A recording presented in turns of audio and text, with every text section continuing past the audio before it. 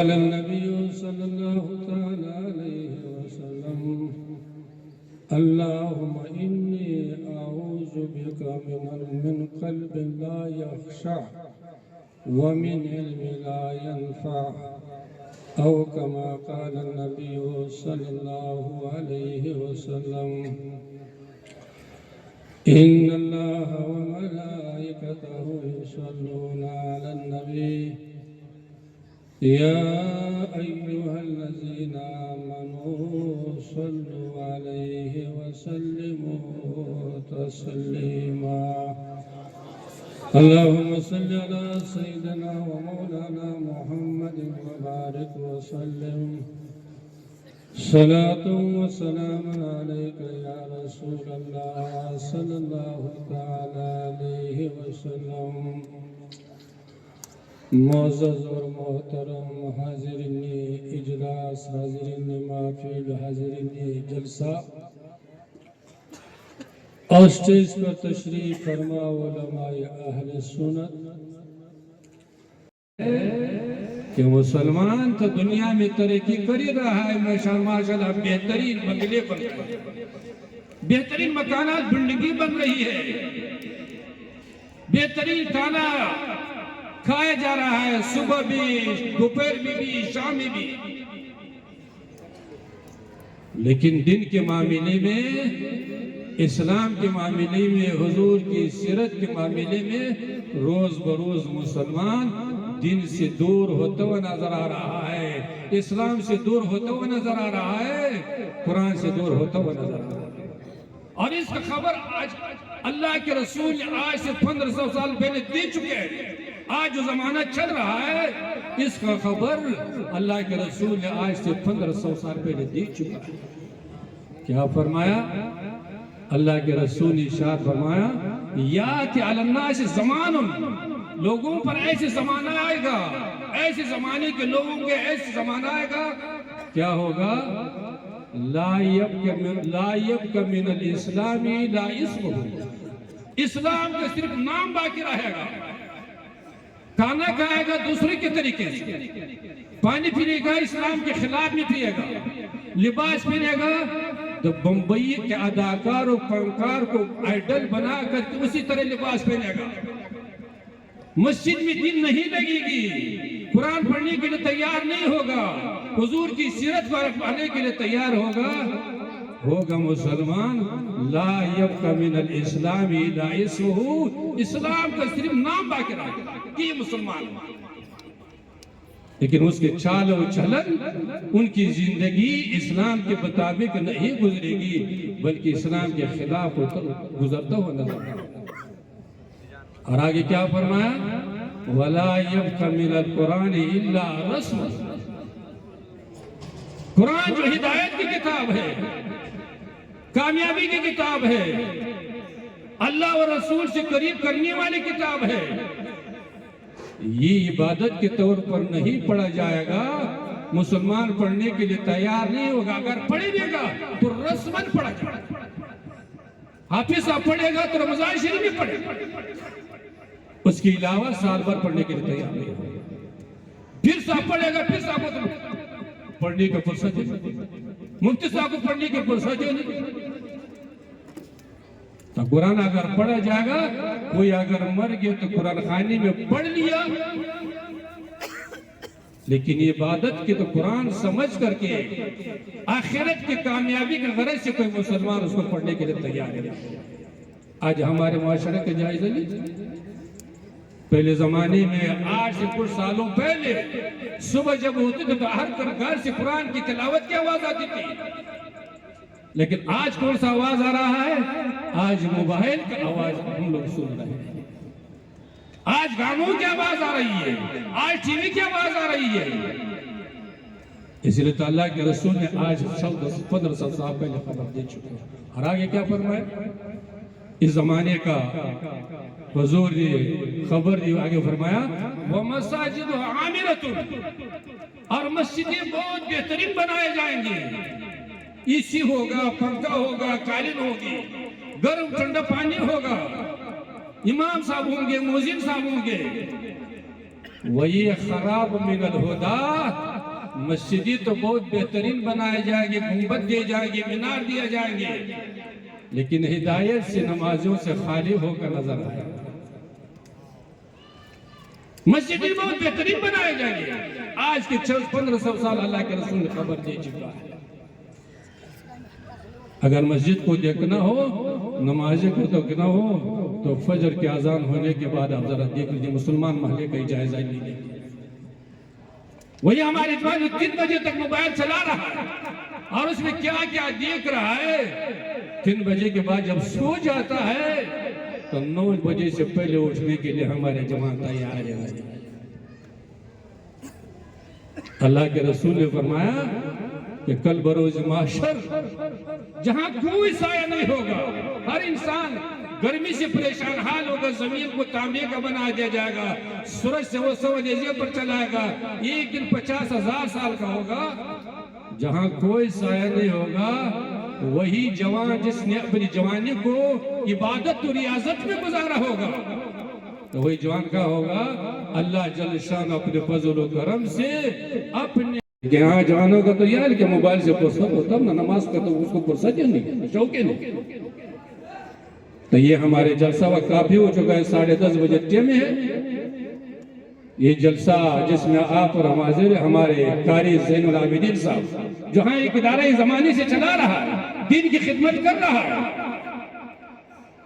اور دین کی خدمت کرنے میں ہر مسلمان کو ساتھ دینا ہی چاہیے، اس لیے کہ دین صرف قاری زین العابدین کے لیے نہیں، ہر مسلمان کا دین ہے۔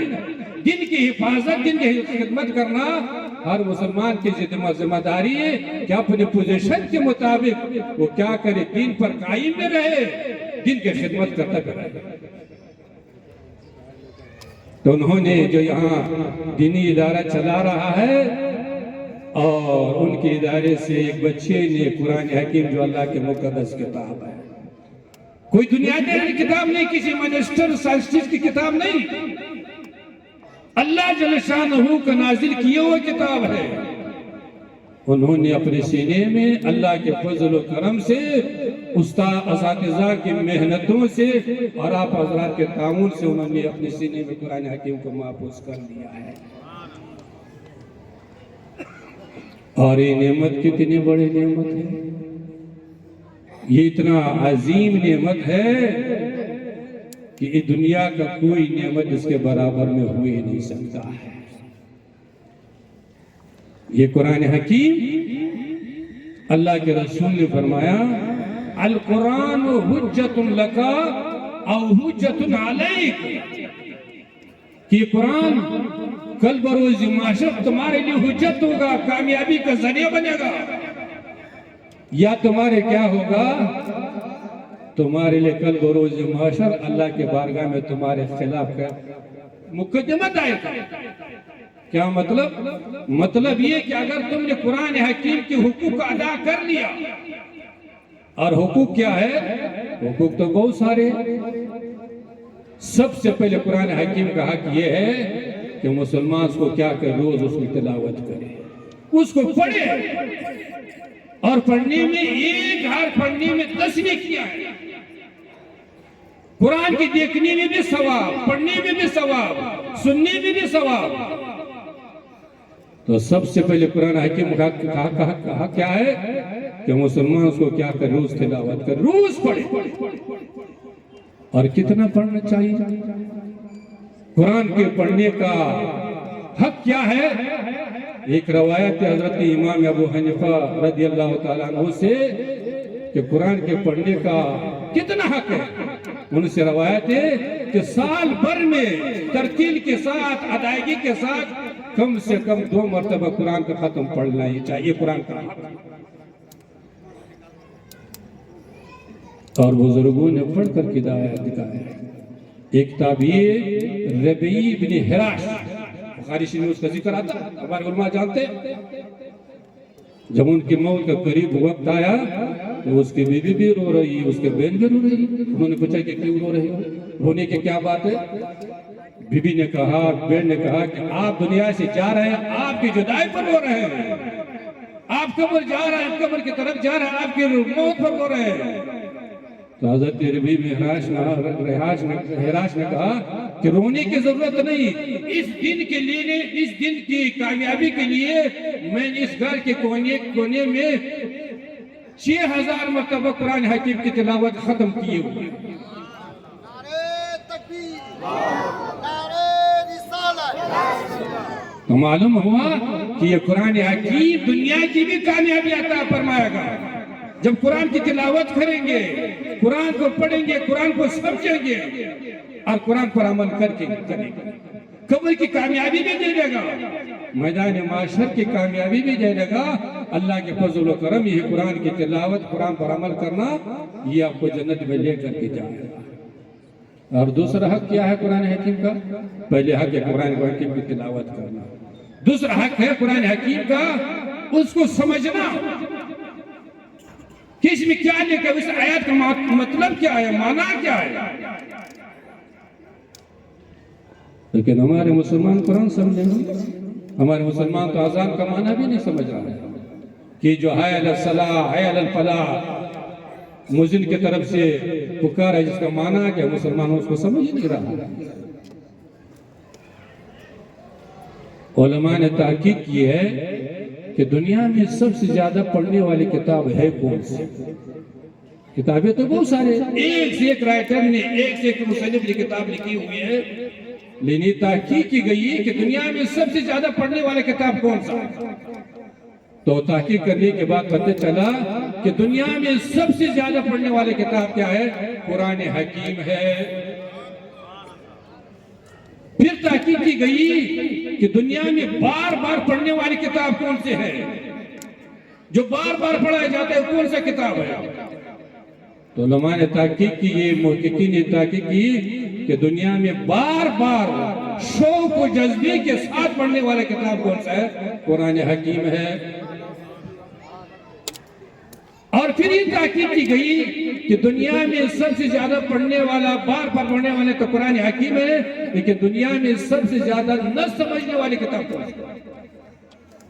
پڑھ بھی رہا ہے، بار بار بھی پڑھ رہا ہے، کثرت کے ساتھ بھی پڑھا جا رہا ہے، لیکن نہ پڑھنے و نہ سمجھنے والی کتاب کا کون سا ہے؟ تو یہ تحقیق کی کہ نہ پڑھنے، بار بار پڑھنے والا، شوق سے پڑھنے والا، کثرت کے ساتھ پڑھنے والا کتاب قرآن حکیم ہے، اور نہ سمجھنے والی کتاب قرآن حکیم ہے۔ مسلمان تو پڑھ رہا ہے، بار بار پڑھ رہا ہے، شوق کے ساتھ پڑھ رہا ہے، لیکن اس کا معنی کیا ہے، اس کا مطلب کیا ہے، اس کا تفسیر کیا ہے، مسلمان اس کو سمجھنے کے لیے تیار بھی نہیں، سمجھنے کی کوشش کرنے کے لیے تیار بھی نہیں۔ تو دوسرا کیا ہوا؟ قرآن کو پڑھنے کے بعد اس کو سمجھنا۔ اور تیسرا سب سے اہم حق قرآن حکیم کا کیا ہے کہ قرآن حکیم کا پڑھنے کے بعد، سمجھنے کے بعد اس پر عمل کرنے کی کوشش کرنا، اس کو زندگی کا حصہ بنانا، اس پر عمل کرنا۔ اگر ہم لوگوں نے قرآن کو پڑھ بھی لیا، سمجھ بھی لیا اور اس پر عمل بھی کر لیا، تو اللہ کے رسول نے ارشاد فرمایا القرآن حجت لک، یہی قرآن کل بروز محشر تمہارے شفاعت کرتا ہوا نظر آئے گا۔ یہی قرآن تمہارے لیے شافی بنے گا، شفاعت کرنے والا تمہیں جنت میں لے کر کے جائے گا۔ اگر قرآن نہیں پڑھا، سمجھا نہیں، عمل نہیں کیا، تو کل بروز محشر یہ قرآن کیا ہوگی؟ آپ کے خلاف اللہ کے بارگاہ میں فریاد کر کے مقدمہ طارد۔ تو ہمارے دارالعلوم یہاں چل رہا ہے، مدرسہ جو چل رہا ہے، اور یہاں حفظ کی پڑھائی ہو رہی ہے، اور ہمارے قاری زین العابدین صاحب نے محنت کر کے ایک بچے نے اپنے سینے میں کلام الہی کو محفوظ کر لیا ہے۔ اللہ کے رسول نے ارشاد فرمایا اللہم انی اعوذ بک من قلب لا یخشع ومن علم لا ینفع۔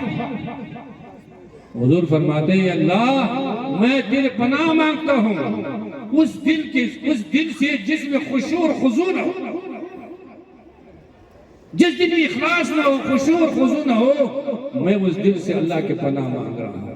اور آگے فرمایا اللہم انی اعوذ بک من علم لا ینفع، اے اللہ میں اس علم سے پناہ مانگتا ہوں جو کیا نہ ہو نفع بخش ہو، عالم تو ہے نماز نہیں پڑھ رہا، عالم تو ہے لیکن حلال و حرام سے تمیز ہی نہیں، عالم تو ہے لیکن علم کو کیا کر رہا ہے، دنیا کے اصول کے لیے، نام کے لیے، شہرت کے لیے استعمال کر رہا ہے۔ اللہ کے رسول نے ارشاد فرمایا کہ ایسے علم سے کیا کرنا، اللہ کے پناہ مانگ رہا ہے، تو وہ کافر ہو چکا ہے۔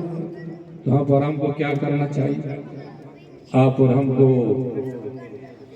قرآن کے احکام پر عمل کرنا چاہیے، حضور کی سیرت کو اپنانا چاہیے، اور اس زمانے میں ہر مسلمان کا ذمہ داری بنتی ہے کہ ایسے جہاں دینی ارادہ ہو اور اپنے مسلک کا ہو، اس کو ہر مسلمان کو اپنے حلال کمائی سے اس کا تعاون کرنا چاہیے، اس کا ساتھ دینا چاہیے، تاکہ ہمارے ادارے چلتے رہے، قائم و دائم رہے۔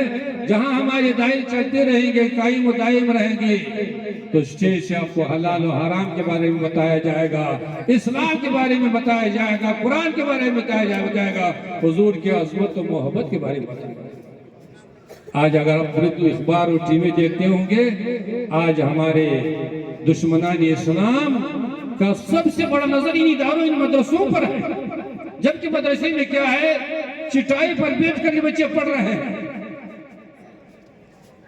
لیکن نظر ان مدرسوں پر لگا ہوا ہے۔ کیوں لگا ہوا ہے؟ اس لیے لگا ہوا ہے کہ جب ادارے بند ہو جائے، اللہ نہ کرے، اللہ اس دن کو نہ لائے، جب مدرسہ نہ رہے، ادارے بند ہو جائے، قرآن و حدیث کی تعلیم بند ہو جائے، تو ہوگا تو مسلمان، لیکن اس کو نماز پڑھنے کا بھی طریقہ معلوم نہیں ہوگا۔ ہوگا تو مسلمان، اس کو حلال و حرام کے بارے میں بھی نہیں معلوم ہوگا۔ ہوگا تو مسلمان، اس کو وضو بنانے کا طریقہ بھی معلوم نہیں ہوگا۔ ہوگا تو مسلمان، تو کیا ہوگا، اس کو فرض واجب کے بارے میں معلوم نہیں ہوگا۔ اگر آپ لوگ حج پر گئے ہوں گے، وہاں دیکھے ہوں گے، وہاں چونکہ بڑے بڑے مدارس نہیں، چھوٹے چھوٹے مکتب ہیں، وہاں کیا ہو رہا ہے، ہم نے اپنے آنکھوں سے دیکھے ہوتے، یہ قرآن حکیم جس کو ہم لوگ آنکھوں سے لگاتے ہیں، سینے سے لگاتے ہیں، وہاں کیا کرتے ہیں، اٹھا کر کے اسے پھینک دیتا ہے۔ اس لیے اس کو قرآن کے تعظیم میں بتایا نہیں گیا، سمجھایا نہیں گیا ہے، تو یہ کہاں سے بتایا جائے گا؟ ان مدرسوں سے بتایا جائے گا۔ قرآن کی عظمت کے بارے میں ان مدرسوں سے بتایا جائے گا، قرآن کی محبت کے بارے میں ان مدرسوں سے بتایا جائے گا۔ لہٰذا مسلمان کو کیا کرنا چاہیے، ہماری دینی اداروں کو جہاں بھی چل رہا ہو، جہاں بچے پڑھ رہا ہو، آپ لوگ تعاون کر لیجیے، آپ دیں گے، آپ کا یہ دینا ضائع ہونے والا نہیں، بلکہ کیا ہوگا، آپ کے لیے بینک بیلنس ہو جائے گا، جمع ہو جائے گا۔ اور کہاں پہ جمع ہوگا؟ دنیا کے بینک میں نہیں، سینٹرل بینک میں نہیں، دنیا کے بینک میں نہیں، بلکہ کیا ہو جائے گا، آخرت کے بینک میں جمع ہو جائے گا۔ اور کب کام دے گا؟ جب آپ کے آنکھیں بند ہو جائیں گے، کوٹھی چھٹ جائے گا، مکان چھٹے گا، دولت چھٹے گا، بیٹا اور بیٹی چھٹے گا، جہاں کوئی ساتھ دینے والا نہیں ہوگا۔ اگر آپ نے مدرسے میں دیے ہوں گے، مسجد میں دیے ہوں گے، کسی غریب بچے کی شادی نہیں ہو رہی، یتیم ہے، اور آپ نے اللہ کی رضا کے لیے دے دیا ہے، تو یہ پیسہ قبر میں بھی کام آئے گا، میدان محشر میں بھی کام آئے گا، اور اگر اللہ نے قبول کر یہ پیسہ آپ کو جنت کی کامیابی کے لیے ذریعہ و وسیلہ بن کر کے رکھے، تو وہ کافی ہو چکا ہے۔ اب زیادہ بولنے سے کیا فائدہ؟ بہترین تقریر، بالخصوص ہمارے معراج صاحب کی جو تقریر اصلاحی حالات حضرت کے تعلق سے انہوں نے تقریر کی، آپ اور ہم نے سماعت کر لیا، لیکن ہمارے حالات یہ ہے کہ کتنا بہترین تقریر سنا جائے قرآن حدیث کی روشنی میں، سننے سے پہلے جو ہمارا رنگ ڈھنگ ہے، سننے کے بعد بھی وہی رنگ، سننے سے پہلے جو ہمارے چال و چلن ہے، سننے کے بعد بھی وہی چال و چلن، کوئی تبدیلی نہیں، کوئی چینجنگ نہیں۔ مسلمان نے جو جھوٹ کا پوزیشن سنبھال لیا، سود کرنے کا پوزیشن سنبھال لیا، غیبت کرنے کا جو پوزیشن سنبھال لیا، ظلم کرنے کا جو پوزیشن سنبھال لیا، نماز نہ پڑھنے کا جو پوزیشن سنبھال لیا، مسلمان اپنے پوزیشن کو بدلنے چھوڑنے کے لیے تیار ہے۔ تو اللہ جل شان و ارشاد فرمایا وَنُنَزِّلُ مِنَ الْقُرْآنِ مَا هُوَ الشِّفَاءُ وَرَحْمَةٌ لِلْمُؤْمِنِينَ، یہ قرآن یہ انسان کے لیے شفا ہے، ظاہری امراض کے لیے بھی شفا ہے، اور باطنی امراض غیبت، جھوٹ، فریب، دھوکہ، یہ تمام کے لیے شفا ہے۔ لیکن کب شفا ہے؟ جب ہم لوگ قرآن کو سینے سے لگائیں گے، قرآن کو پڑھیں گے، قرآن کو سمجھیں گے، قرآن پر عمل کر لیں گے تو ہماری ظاہری بیماری بھی دور ہو جائے گی۔ ہماری بیماری، غیبت کی بیماری، جھوٹ کی بیماری، دھوکے کی بیماری، یہ تمام بیماری دور ہو جائیں گی۔ کب؟ جب ہم لوگ قرآن پڑھ لیں گے، سمجھیں گے، اس پر عمل کریں گے تب۔